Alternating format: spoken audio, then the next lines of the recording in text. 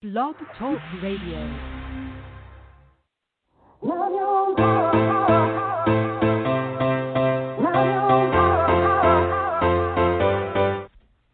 Chatting with Nat is a podcast for independent women seeking to speak their truth and to break down barriers. We host honest conversations that help to guide and empower women. Speak your truth and set yourself free. Let your voice be heard. Good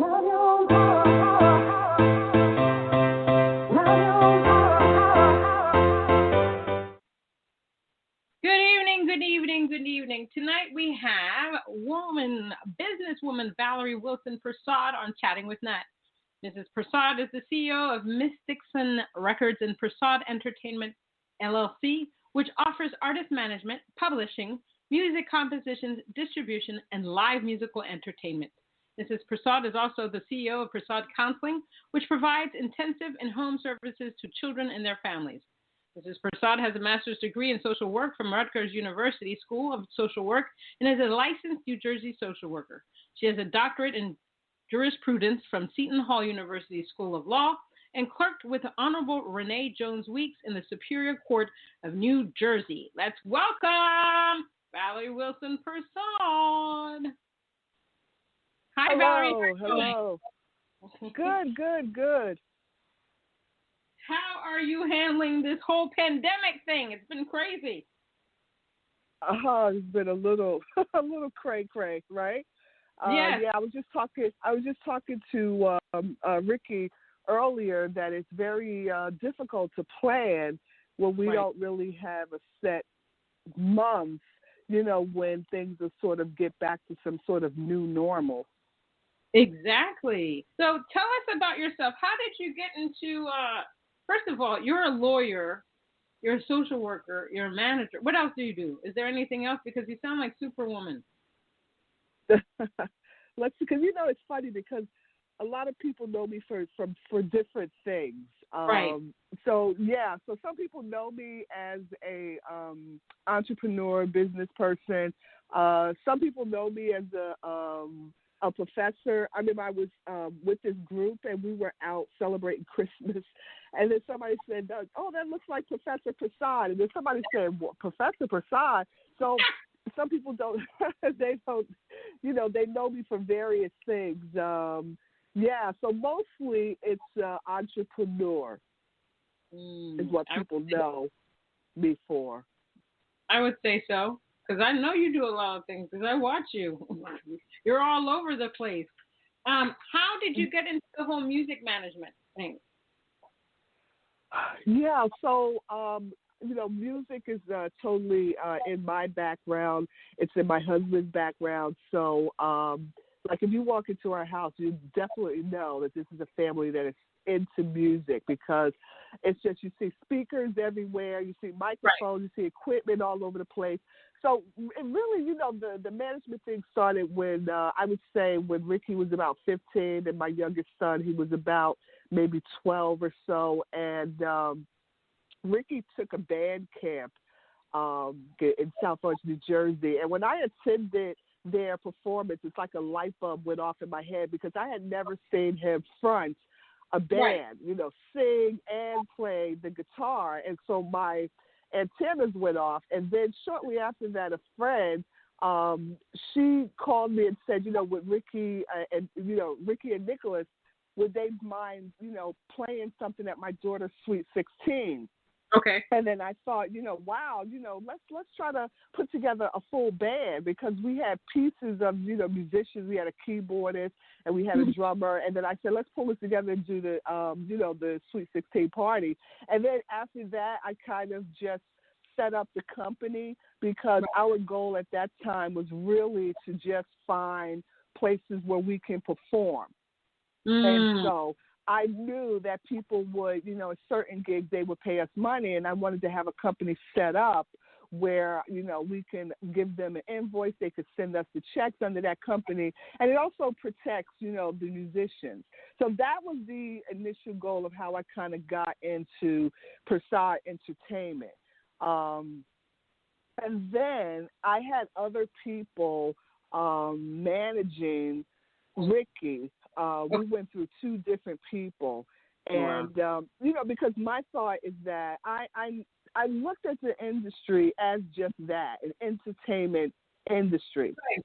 And it wasn't until so I let other people who I thought knew more than me manage him. And then when I just was not satisfied with the way they were behaving, and then I came to this revelation that, this entertainment industry is really a business industry. Exactly. And then when I made that switch in thinking, I was like, you know what, I can do this because I know business. I may not know the entertainment industry, but I know business. So I'm just going to take over his career and go from there from a business mindset. I feel comfortable in that lane. And that's really how I kind of got into really the entertainment industry and managing. Wow. So talk to me a little bit, because I see that you do publishing as well. Talk to me a little bit about that. Yeah, so the band was getting ready to perform somewhere, and they had a pre-celebration before the performance. And this guy, he pulled me over. He said, you know what, you should really get into publishing. And I was like, okay, what is publishing? He said, you should get into publishing and licensing. And, being that I have that legal background, I mean, in law school, all you do is research. So I did a lot of research, and I was like, you know what, I really think he was telling me the truth, because publishing and licensing is really the way to go. We were really killing ourselves trying to go from gig to gig, and we would spend, because, we have the full band, we have people that help us with the equipment, we have to rent the van. So for each gig, we really put out like $1,000 per gig, whether it pays or not. Because to bring a live band, hook up a live band is expensive. Yes. One time we were going to do a gig and a person said, we have a DJ. A DJ cannot provide the equipment to power up a full band. Exactly. You know what I mean? That's what we hear that so much. When people we tell them what our price is, and they're like, "Well, we have a DJ." No, a DJ is not going to do it. No. We have guitar, we have bass, we have keyboard, we have percussion, we have drums. All those different instruments. It has to be powered up by a professional and have a professional setup to power us up. Exactly.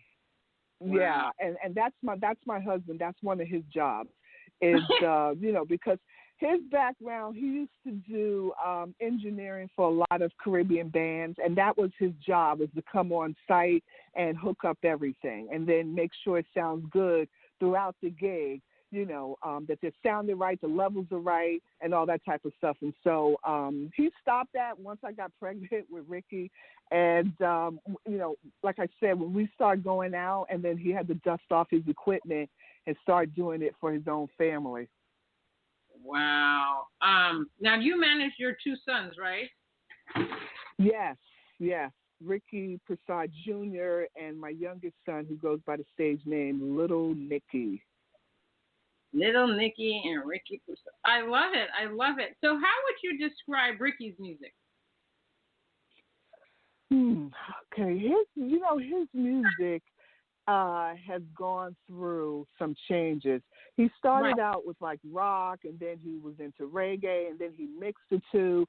And now he says he doesn't like to put a label on his music. I would say it's more alternative, because he mixes up so many genres, and I guess that's probably part our family's fault, because he grew up with me playing rock music on the second floor, Dad playing Bob Marley on the first floor. And then, so he got that type of music growing up, and he was so much into, rock and reggae. And then I found the jazz program for him, and he went kicking and screaming because he says, "Oh, I don't like jazz." And I said, "It's not a matter of liking jazz. You need to study other areas, to bring it in." I said, if you name any rock artist, and, I bet you they didn't start out playing rock, like Van Halen. Eddie Van Halen, he started out with classical music, to my knowledge. And, you'll find a lot of artists like that are based in other areas or study other areas. And then it's beautiful when you bring all those colors into your music. And so he's alternative, and my younger son, he's more EDM, EDM. Yeah, well, EDM, there's a lot of place for EDM music, a lot. Yeah. You can find that in so many you can find it in documentaries, you can video games, you can find that on television shows. EDM is like not. I think people think EDM is really easy, but it's not. To put all that music to put any type of music is not easy, but EDM is very hard. So I applaud him for getting into that genre. I understand how Ricky feels in regards to not wanting to label himself, because for the longest time people would ask me, well, so what's your genre? And I'm like, well, I kind of do it all. No, what's your genre? Well, I kind of know.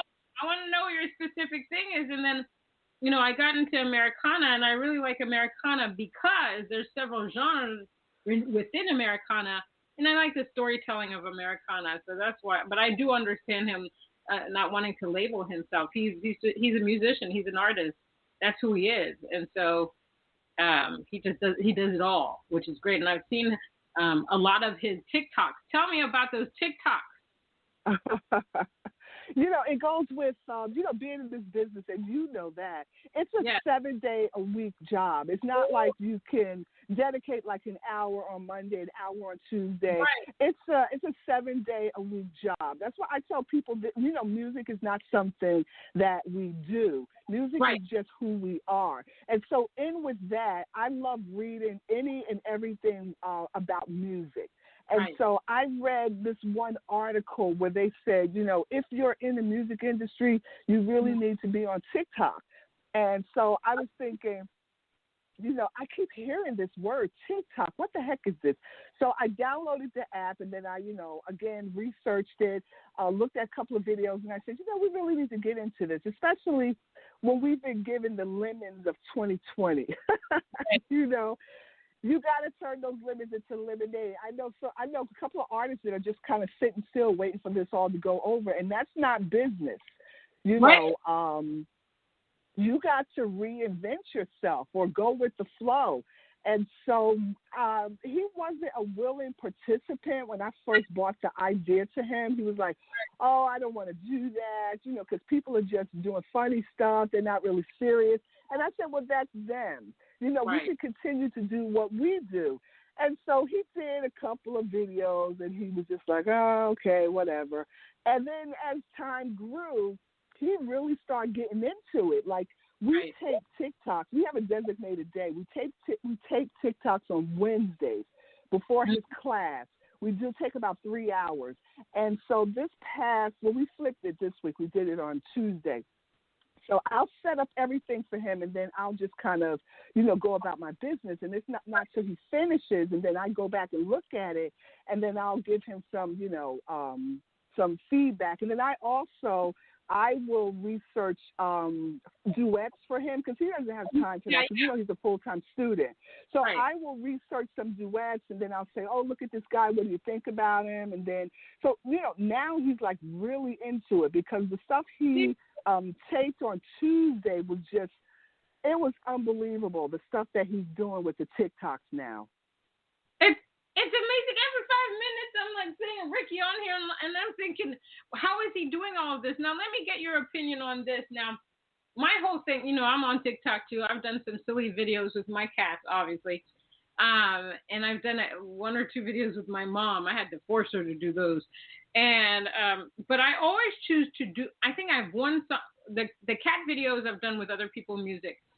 But with my music, I always use my music. I don't do anybody else's music, just because I find that artists are always pushing other people, other mainstream artists, and they're never pushing their own when it comes to a lot of the things.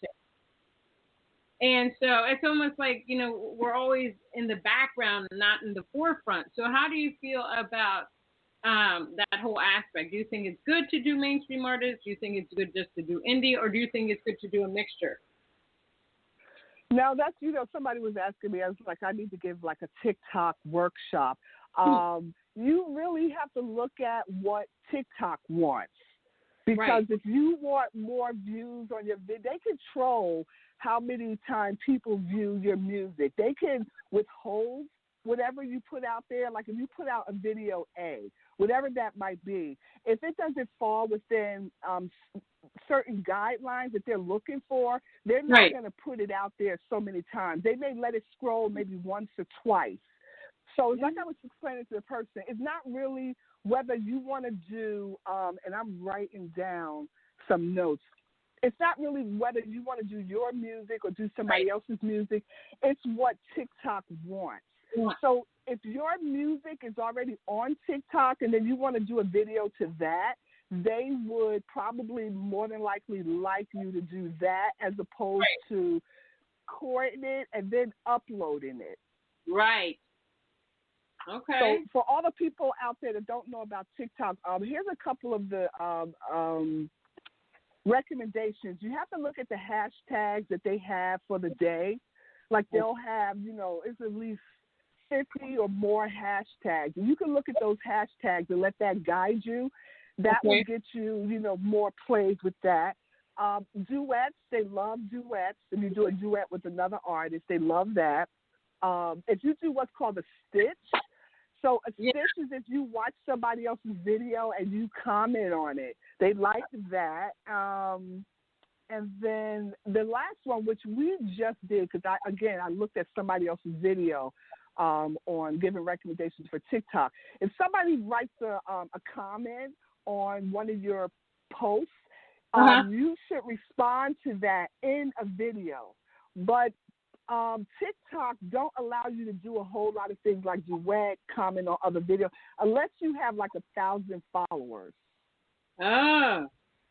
So you can't do a lot of things on TikTok until you hit that 1,000 follower, and then they'll allow you to respond to comments. They'll like to stitch, duet, go live. All those different things start to open up for you after you hit 1,000 followers. So that's a long story answer to your question, but we've done videos on our own music as long as it is already there. Okay. But sometimes we record it on our own and then upload it, but it may be pursuant to the hashtag of the week. This is very informative. Because I didn't know any of this stuff. I was just doing my thing, making people laugh, or doing my music, or being serious and stuff like this. But this puts a lot of the TikTok stuff in perspective. So thank you for that. How do you manage all of the social media platforms? Because I know for me, my head's about to spin off. Obviously there's certain platforms like, for example, Instagram. If I post in one place on Instagram, it automatically goes to Facebook, Tumblr, and Twitter. I love that. And then there's platforms that you can use like Buffer.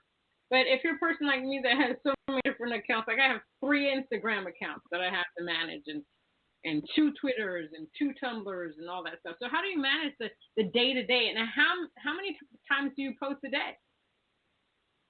That's a good question. People always saying, how do you manage it? It goes by, I guess I'm obsessed, or maybe the better word is OCD on social media. It's probably a better way to go. As soon as my eyes open when I wake up for the day, I grab my phone, and that's the first thing I do. I check the social medias if we have people commenting, if people send, email or leave us a message. That's like the first thing. And then once I get myself together, but this is all before my feet hit the floor, we have a video ready to go for the post of the day. So like for TikTok, we have at least maybe 100 on the side to post, because at some point I just went through all of our social media and just put it in a folder by itself for TikToks.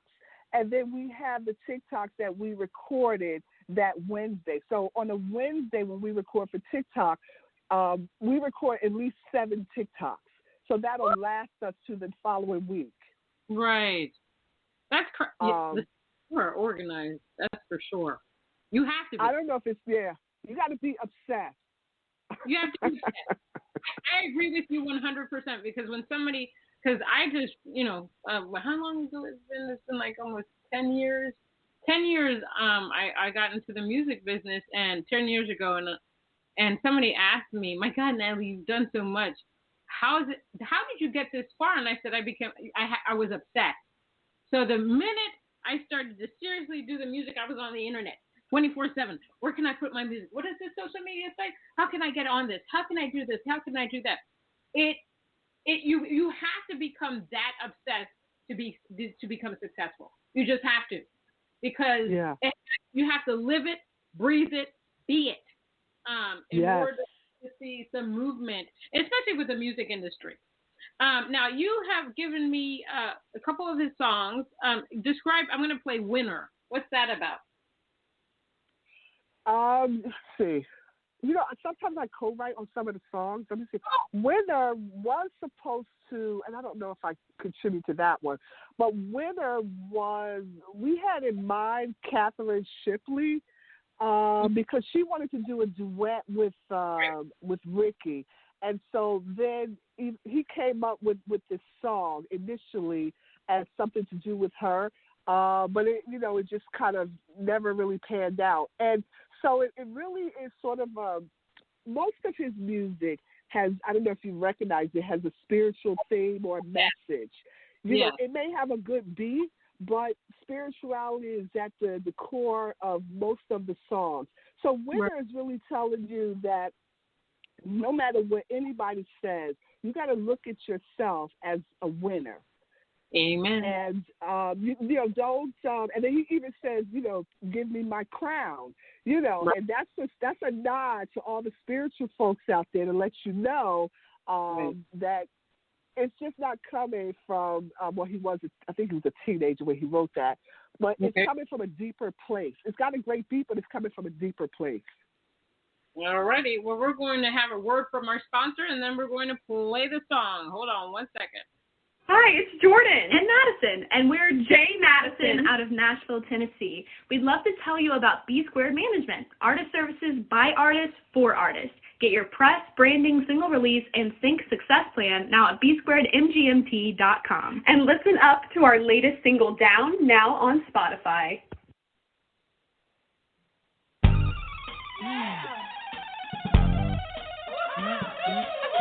Yeah, man, I gotta get up and do my thing, Yeah, man, go do your thing,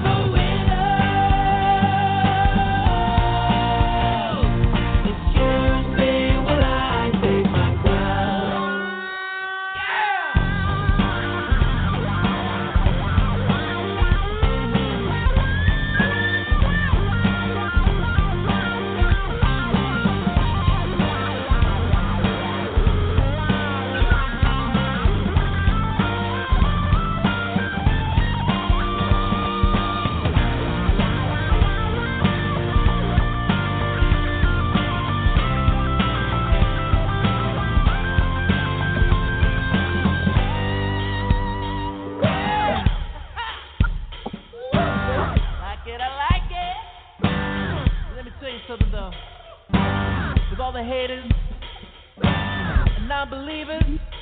I'm gonna show them all. Yeah, I'm gonna show them. I'm a winner. No way that I'm going down.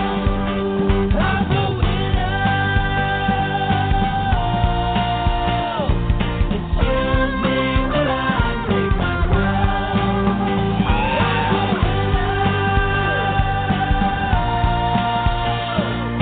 No way that I'm going down. I'm a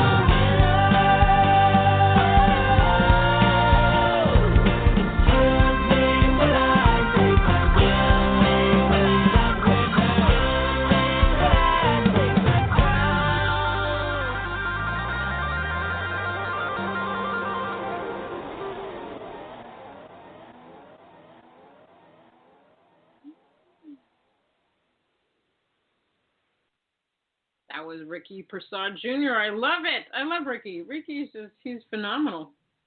Phenomenal.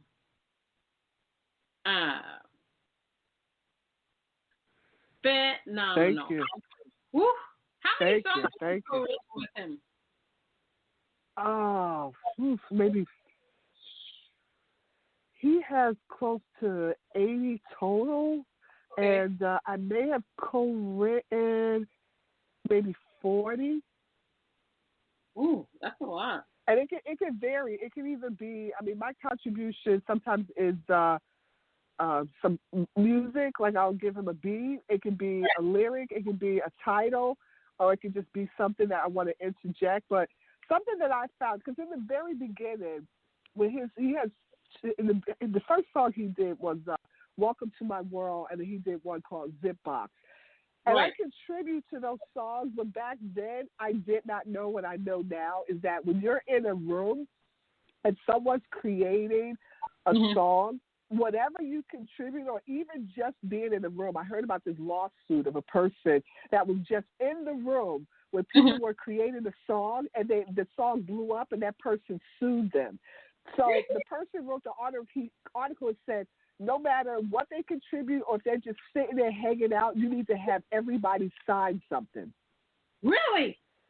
Yeah, because this guy, I used to follow him a lot on Instagram, and he said that the person was in the room, make a long story short, this person was in the room, let's call him John. He was in the room with like 4 other people, and they were writing a song for a famous singer. Right. And the person said, well, this is going long. I can't stay. I'm going to leave.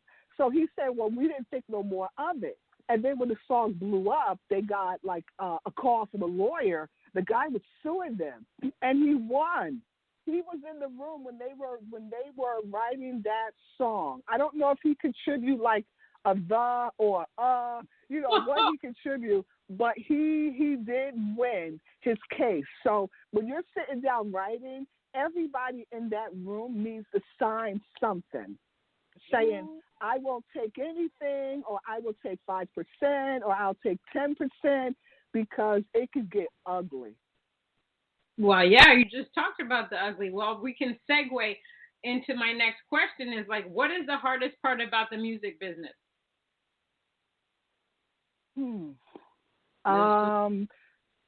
It's complex. American Idol comes on, and I don't watch it because it sends it to me. American Idol is a great show, but right. I know too many artists that think that you just kind of go and audition, or you just have this great talent and somebody's going to sweep you off your feet. And the industry is not like that. It's a business. Yep. So the complicated part of it is the part that I love about it, is it's complex. Yeah. It's very complex. And the music is at the heart of it, but the music is not all of it. I look at it like if I ever have to give a class, I would start the class off with this Coke bottle. And I'll say, this is your music. Okay, what's next? What's next? You put together this beautiful bottle. You got the label on it. You got the soda inside, and it looks great. Now, what are you going to do about it? You're just going to open the door and think that people are just going to stampede in there? to buy your bottles of soda? No. There's a lot of work that needs to be done. You're 100% right. And one of the biggest things that I find with the music industry is hard to trust people, because when you're showing a certain level of success with your music, you'll be slammed left and right with people contacting you. Oh, let me manage you. Oh, let me put you on my label. Oh, what can I do for you? And if you don't do your due diligence, or you get so excited about it and you don't really, research the person, you can get really screwed. I mean, you could lose a lot of money if you're investing money into it. I had somebody this past year during the early moments of the pandemic contact me, tell me he's worked with all these people, and there were pictures of him with these people. And he was like, well, I can do all of this for you for $5,000. And I'm like, well, it's pandemic. I don't know. Let me check. So I did a little ruse. I said, okay. I said, okay, I checked my 401k. I might be able to do it. And I never heard from the person ever again. And wow. so these past 10 years, I've learned. I know if a person's website is funky, I see if it's not a professional website, I just won't look at it. If there's no way to contact you, call you, no, I'm not working with you. But I will look at reviews on the company, the management company, the label or whatever. I had a person recently contact me from LinkedIn, asking me if I had a manager. I said no, I self-manage, yada yada. And so, but I work with B Squared Management from time to time. But in it, he was offering distribution, getting me on, I think was it Motown Records, all this stuff, blah blah blah. But his fee was $250. Now, I don't know this person from Adam. I don't know where he comes from. Personally, for me, I'd rather the manager take a percentage in the beginning so I can see what they can do to see if they're going to give me money, because that's just money coming out of my pocket, $250. And he said, oh, I can get you on a label, but you didn't ask me if I wanted to be on a label. I'm an independent artist. I don't want to be on a major label. I've said that from the get-go. So when I said all this stuff to him, then I didn't hear another word from him. So how do you feel about, I don't know how you do your thing as a manager, but do you believe in the percentage? Do you believe you should charge an upfront fee? How does that exactly work? So it's just a twofold. So, like, I want to address what you said about something that's very important that people listening should take out of what you just said, and that is that you've learned from your years of being in the industry who to sort of trust and who not to trust and what you need to look out for, because that's right. Very important. Some people think that you can just, they can run right up to the front and become a star, and it doesn't work that way. As I said before, you gotta pave your way. You need to learn things while you're going up that ladder, and so that's an excellent thing. When you're telling people that you've learned from all the dealings, the good, the bad, the ugly. You become more seasoned as you go along. So that's the first thing. So the second thing is, what's the percentage? I personally would prefer if they just say, this is what I'm going to do for you, and it costs X amount of dollars. Because when you get into percentages, with anything, whether it's percentages or whether they're going to play straight out, you're talking contracts 101.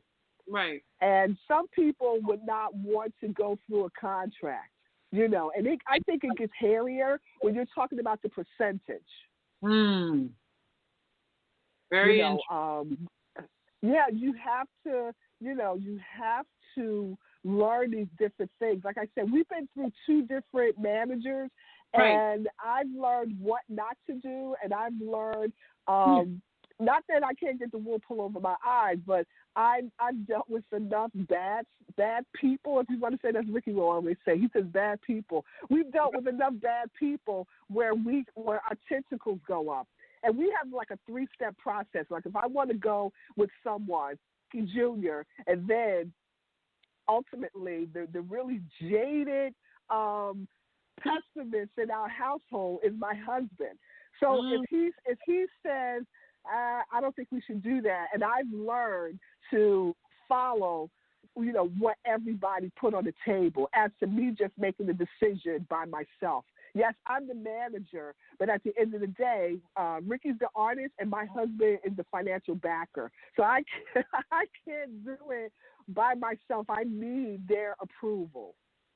Right. Yeah. No. I see that.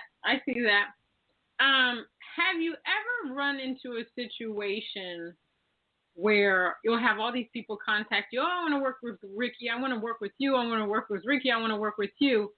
And then you don't hear anything. It's almost like they expect you to contact them. I don't think I've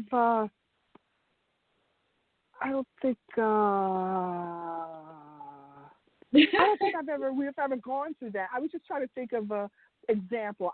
I think I told you this story where this guy contacted us. It was when the latest album, NYOB, coming out, and we were looking for radio promoters. And this guy, I don't know how he got our contact information, but he contacted us and he says, "Oh, I can do this, I can do that, I can do this, I can do that." And I said, "Well, listen, you learn." I said, "Send it to me in writing." Right? And it's like you were saying, when you went to somebody's website, you saw it was kind of shady. When he sent me that thing in writing, I could have gave it to a person in the first grade, and they would have done a better job with crayons. Oh, my goodness. You know what? But here's the tragedy. Here's the tragedy with this business. People think they can truly pull the wool over your eyes. And there are some people that will try to do that in this industry, which is really sad. There are a lot of, for example, there are a lot of independent music award shows now. They're popping up out left and right. And, you and I attend the Josie Music Awards. Josie Music Awards is is the largest independent award show out there, and we love them, and we always have a great time. But at the same time, there are always surrounding award shows that are popping up just like that. They don't have any background. They don't have anything. You're just like, oh. And sometimes these things are all about money. It's not necessarily that you're going to get anything out of these awards. And I've always thought that it's more, your body of work is more important than anything. There's an episode on Frasier. I watch Frasier all the time, and the guy talks about not winning an award, but to think about, it's not about accolades, but it's about the body of work that you put out. That's what you should be most proud. Do you agree?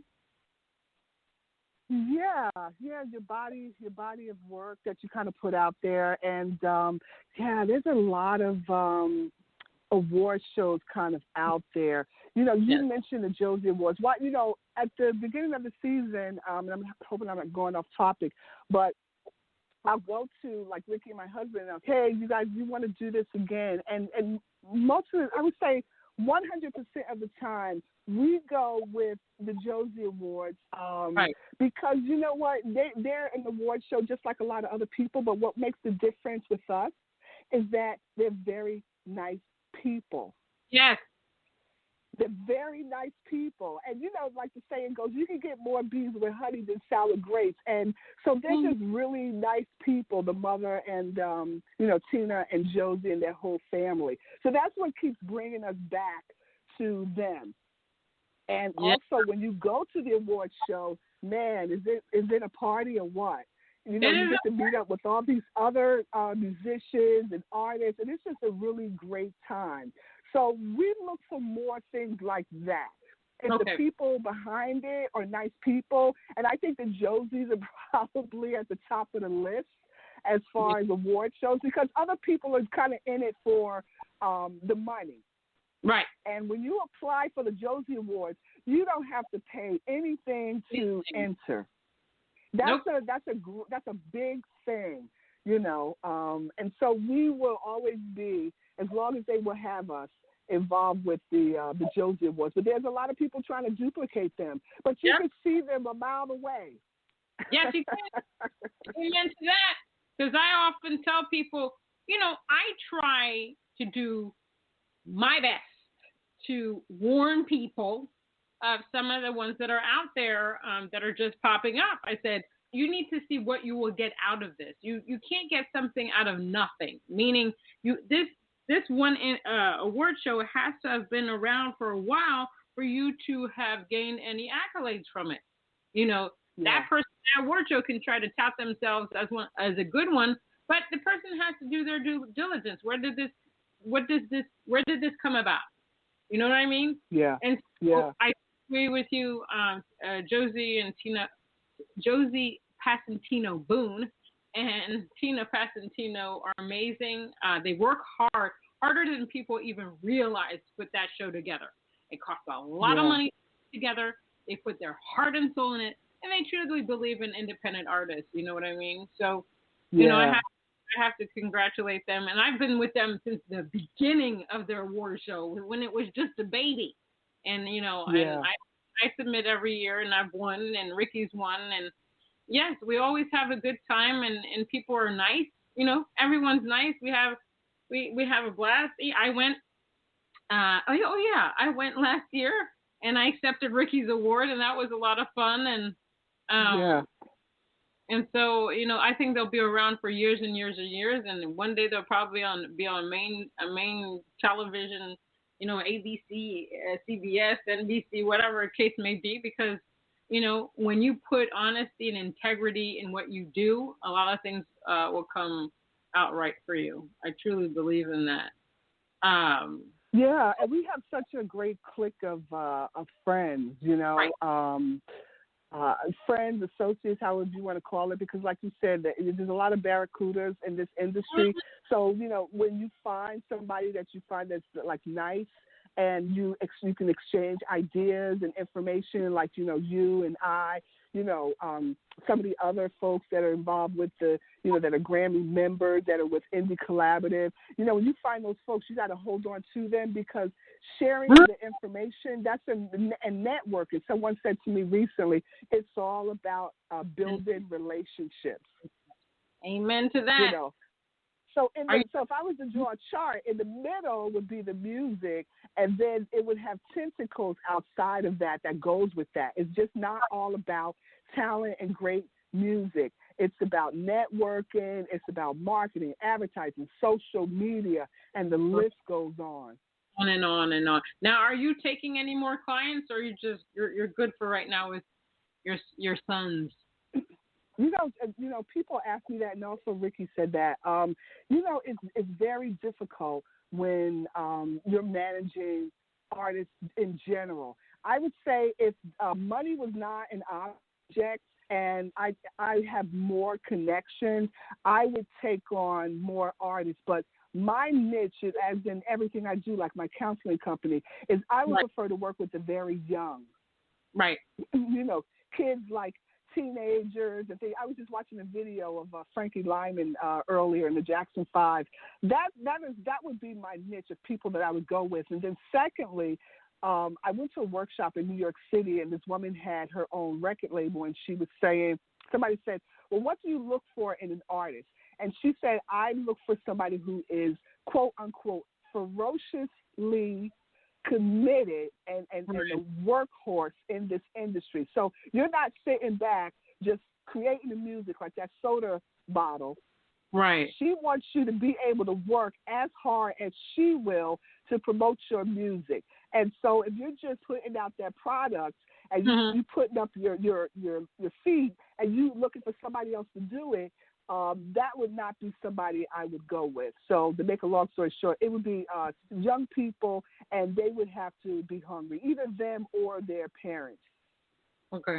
No, I get it. I understand you. My God, I understand you. But I want to thank you for coming on tonight. I love you, love you, love you. People should still check you out and check out Ricky's and Little Nick's music. Because all of you are phenomenal. I love that you're a close-knit family and you're working together to bring success in all of your lives. It's just an amazing thing. And hopefully we can chat again. Maybe you can come back and do some kind of workshop seminar to explain all these things, because I learned a lot tonight about TikTok and some other stuff. Yes, that would be my goal, to be an entertainment consultant. I love sharing information. Yeah, so definitely I would love, and especially I would love for you to do something with Sisters in Music, the thing that Nikki and I are doing. let's talk about doing some type of workshop event so that you can teach people how to do some of these things, because I think a lot of people need it. Yeah, I'll be the TikTok expert. But let me just say before we go, you're my idol. Good Lord, you talk about all the things I do.